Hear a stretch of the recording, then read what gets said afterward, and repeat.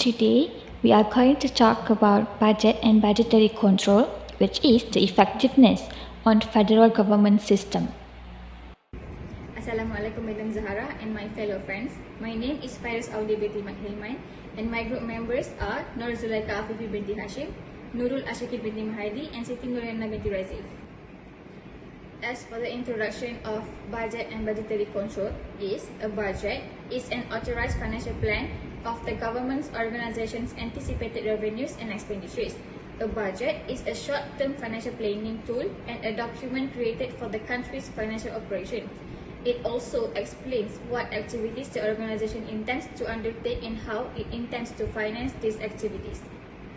For the definition of budget and budgetary control, Chartered Institute Management Accountant 2005 defined a budget as a quantitative expression of a plan for a defined period of time.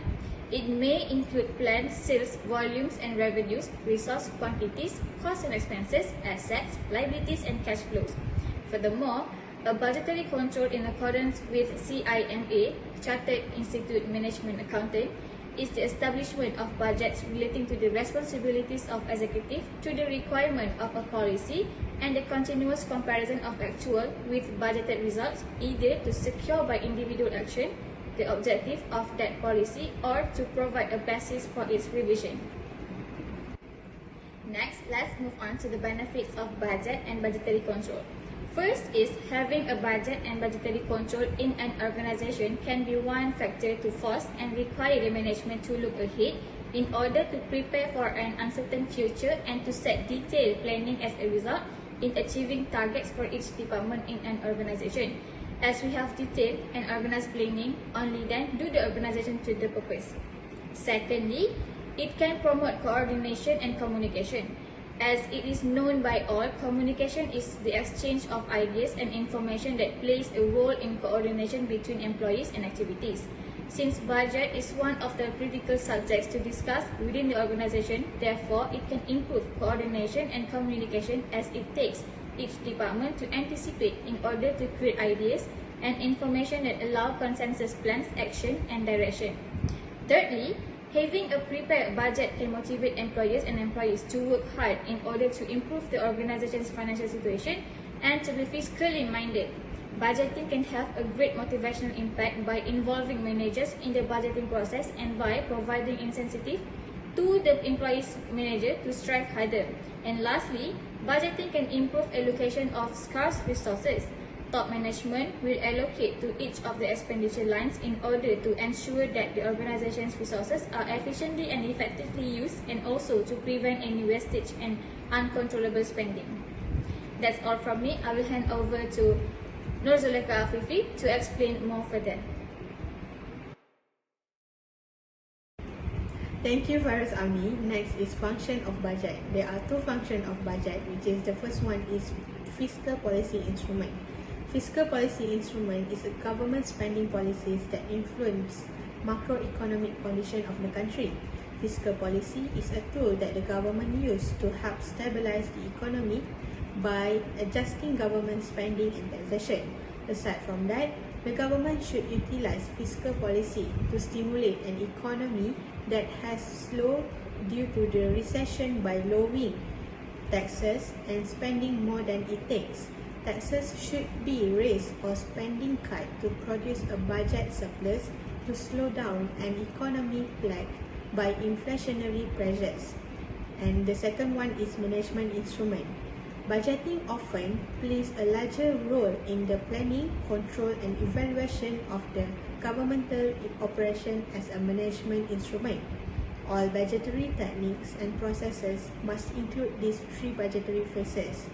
Other budget functions include coordinating the activities of various parts of the organization and ensuring that they are in sync with one another, communicating plan to various responsibility center managers, and motivating managers to work towards the organization's objective. Next is types of budgeting system in Malaysia.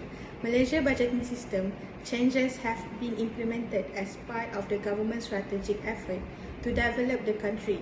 Different budgeting systems implemented by the government have different approaches toward planning, control and evaluation.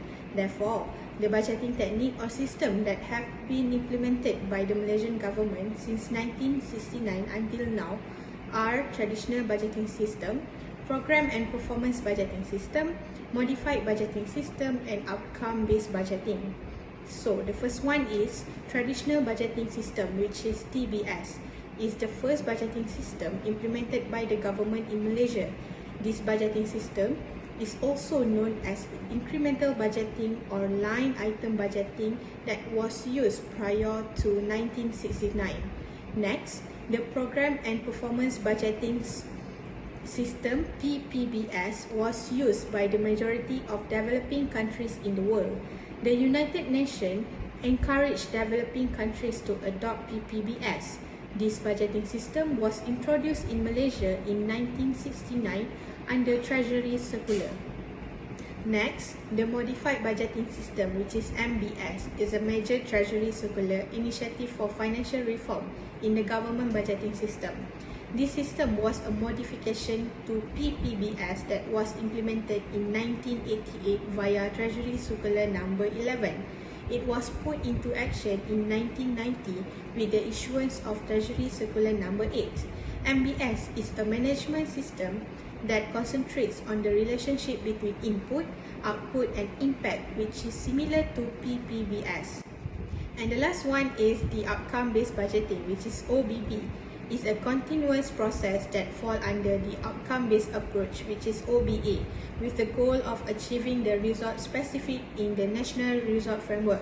The OBA is the planning framework used by the Prime Minister Department Economic Planning Unit to plan the outcome at the national level.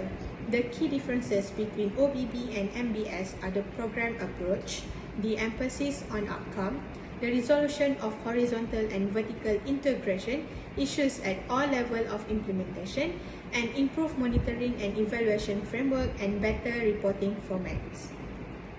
What is budgeting system that Malaysia is currently used? So currently, the budgeting technique or system that are being implemented by the Malaysian government is outcome-based budgeting, which is OBB. So in order to achieve Malaysia's goal of becoming a developed nation by 2020, the government has implemented the OBB for all government departments at the federal, state, local authority and agency level. The Ministry of Finance issued Treasury Circular number 2, year 2012, to introduce and provide guidelines for OBB policy and its implementation. In 2012, 5 selected ministries will use OBB as a test bed, and it will be rolled out across all ministries beginning in 2013 onwards. OBB is a strategic management tool that aims to improve resource management and accountability in the public sector. It is a tool for allocating resources effectively and efficiently in order to achieve specific goals. OBB explains why money is being spent by using mission, goal, and objective statement. That's all from me. I will hand it over to Ashikin to explain the effectiveness of budget and budgetary control in Malaysia federal government. Thank you, Afifi. Now, we will move on to the effectiveness of budget and budgetary control in Malaysian federal government. Since Malaysia is currently using outcome-based budgeting, firstly, it has helped successfully link high-level national program and strategies to specific budget program and activities by using a result framework to establish accountability. Next, the front-end program, which expresses the development of the graphical user interface of a website that results in the structure of outcome-based budgeting, is very well developed. However, the performance and reporting and evaluation are still in their infancy. In addition, the Malaysian federal government was able to reorientate the budget preparation towards the accomplishment of clearly defined policy outcomes. And this is caused by the adoption of the outcome-based budgeting in Malaysia. The changes in management, staff training, and stakeholders are one of the strategies. Lastly, most nations that implemented performance-based budgeting discovered the performance data from ministry is not sufficient enough. Nevertheless, Malaysia is still at a point where it may be fully assessed and the strategies implemented will enable information to be used effectively in decision making. Thus, this evidence has represented the effectiveness of budget and budgetary control in Malaysia by using outcome-based budgeting as their main strategy. However, the Malaysian government needs to improve the value of performance to policymakers and so forth. Next, we will discuss more about the effectiveness of budget and budgetary control evidence in other countries such as Indonesia. Indonesia is currently using performance-based budgeting (PBB) for their budget and budgetary control. There is much evidence that present the effectiveness of budgeting system used in Indonesia. Firstly, based on Pratolo and Jetnico 2017, indicated that more operational programs and public services were implemented. Next, the effective adoption of this budget featured the institution excellence performance in the context of local government, which will be presented to the public. In addition, concerning the electability of the regional president with the auxiliary report that contains effective budget adoption, the people of Indonesia would be content, satisfied and believe the local government did a good job. Also, they would continue to vote for president of the region now for the future. Lastly, according to Ali and Grain 2009, the effectiveness of PBB in Indonesia, proper information system maintenance, can help with policy implementation. Next, we will move on to the challenges of implementing budget and budgetary control in Malaysia. The first challenge is accountability for performance needs to be aligned with authority to manage. Budget predictability is one element of that. The program manager in Malaysia face limitation on their capacity to manage program in compliance to their performance agreement. For example, Malaysia's budget data show a huge amount of difference between original budget estimate and the actual expenditure. So one of the factors are the national and global macroeconomics that contributed to the huge gap. The consequences was that managers' capability to implement their program was hampered by the lack of budget reliability. The second challenge is that even when country can generate extensive data, the bigger challenge is having the capacity to interpret it and generate appropriate policy responses. This is a significant challenge for PBB around the world today. For example, failure to meet a certain level of performance does not always imply that future budget should be lowered. On the other hand, it could affect a serious underlying issue that would require more budget to resolve. As a result, interpreting significant variation takes time and judgment, which may not always meet with the annual budget cycle time constraint. The last challenge is that managing the quantity and quality of performing information is a struggle for many countries and a strategic decision point for OBB going forward. The MBS experience in Malaysia highlighted the constraints of performance reporting. Under MBS, ministry submitted exceptional reports only when performance deviated by an agreed range. However, report deadlines were not strongly implemented and reports were focused on the incorrect matters. Thus, the possible risks for the Ministry of Finance under the current approach are well known, such as there is no enforcement to ensure that ministries submit data when required, there is no method to verify and validate the quality of the data submitted, and the quantity of data generated risks overwhelming employees, obscuring potentially meaningful findings. Now, I will hand over to Liana to continue further. Thank you, Ashikin. So, I will continue with the challenges of implementing budget and budgetary control in Indonesia. First, personal capacity. The implementation of performance-based budgeting depended on the human resources that implemented this performance-based budgeting.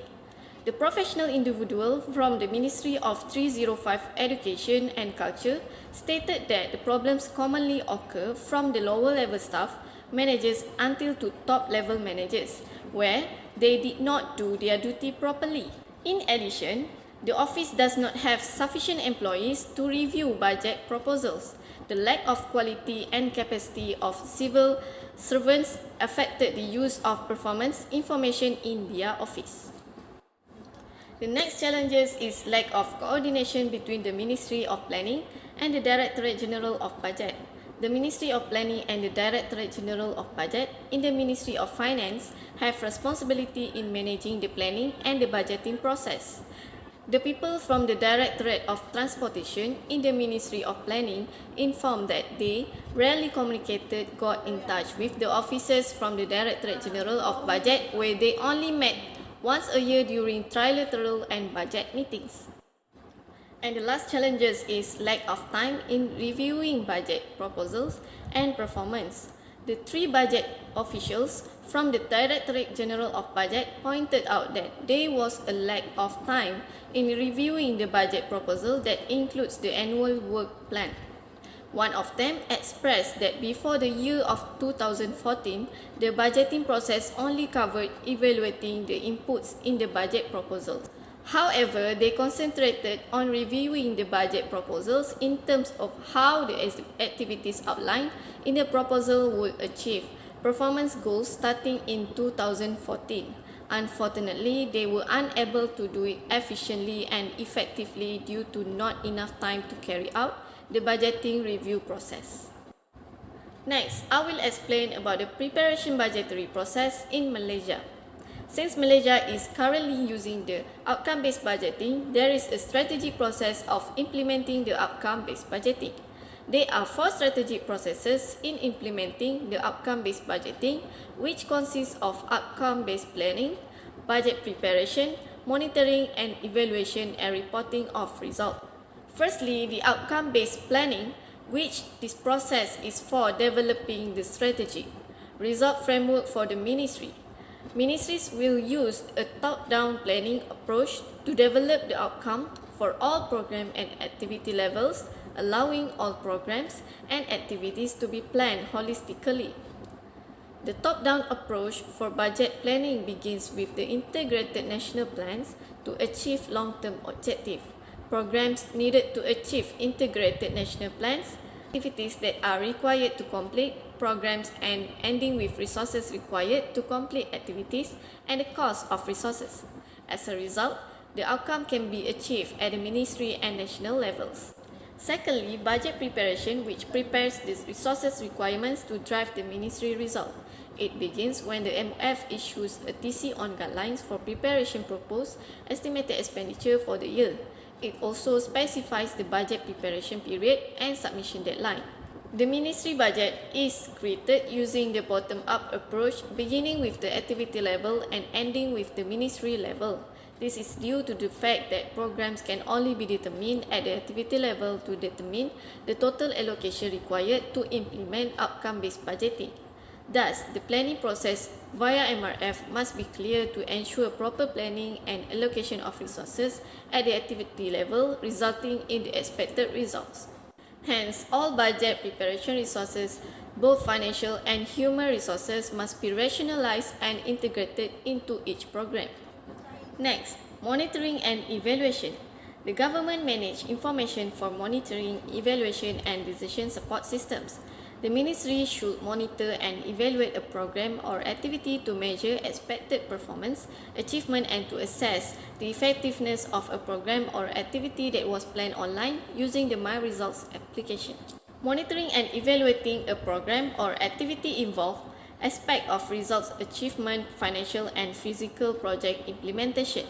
The ministry will evaluate the overall program or activity at least once every 5 years to determine continuity, additions, amendments, or elimination of programs or activities, and must be well planned, with clear objectives and methodologies. The last strategic process in implementing the outcome-based budgeting is reporting of results. There are several reports that the ministry should submit to the Ministry of Finance in order to show achievement of results and financial performance.